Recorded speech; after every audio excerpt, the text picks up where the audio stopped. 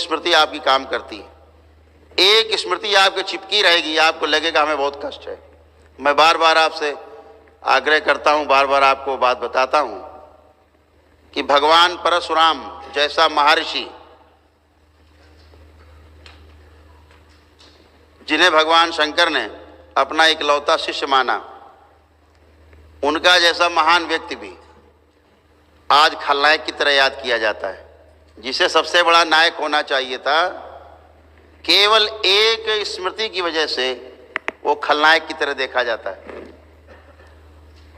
और उनके ऊपर लाखों हत्याओं का उनके ऊपर आरोप है, लाखों हत्याओं का उनके ऊपर भोग है। आज हर गली मोहल्ले में नहीं, घर घर में भगवान परशुराम की मूर्ति होनी चाहिए थी। इतना पराक्रमी, इतने विद्वान दूसरा कोई हुआ नहीं अभी तक, जिन्होंने कोई आर्मी नहीं रखी, कोई फौज नहीं रखी, वन मैन आर्मी थे, अकेले अकेले ही पर्याप्त थे बड़ी बड़ी सेनाएं परास्त करने के लिए। वो की उन्होंने, कोई नहीं उन्हें बर्दाश्त कर पाया, झेल पाया। लेकिन आज वो खलनायक की तरह पूजे जाते हैं। क्यों? केवल एक गलत स्मृति के कारण। और वो स्मृति किसकी थी?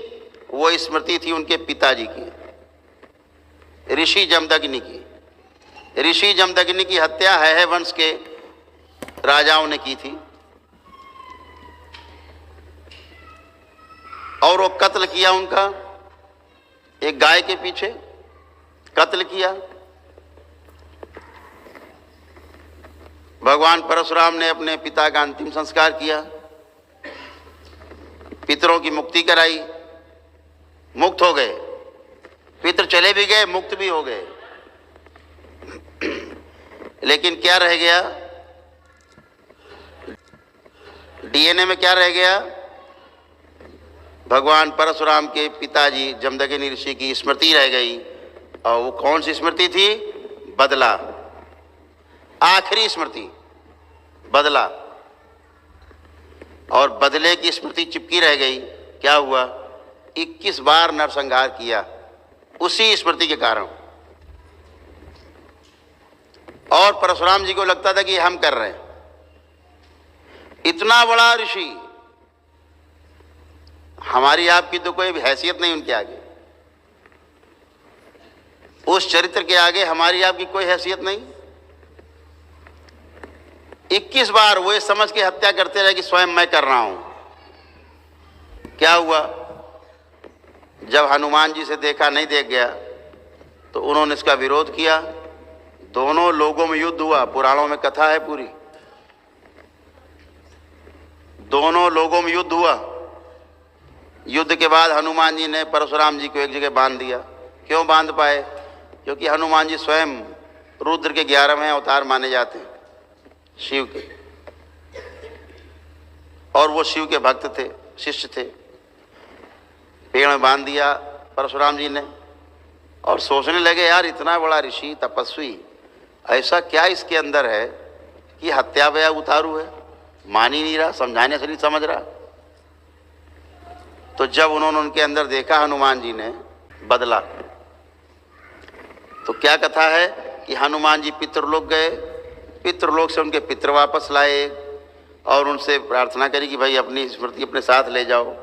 जब वो अपनी स्मृति निकाल के अपने साथ ले गए तो उनके आंसू गिरे दो परशुराम जी के।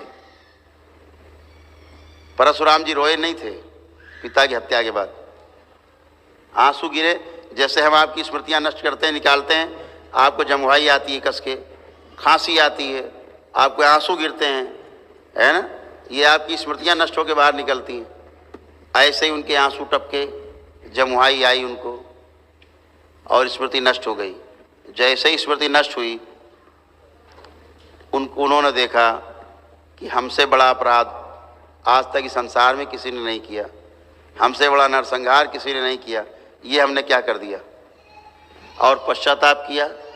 फिर अपने जितने भी लोग हत्या की थी उनका भी उन्होंने पिंडदान किया, उनका भी श्राद्ध किया, उनको भी मुक्ति दिलाई जिनकी हत्या की थी उन्होंने पश्चाताप में। तो इतना बड़ा ऋषि जब एक स्मृति से परेशान हो सकता है तो आप कितना परेशान हो सकते हैं। आज आपको, आप लोग बैठे हैं, आज आपकी अरबों खरबों स्मृतियां काटी जाती हैं जिनका आपको ज्ञान भी नहीं है कि कितनी स्मृतियां आपके अंदर से निकाल के नष्ट कर दी गई।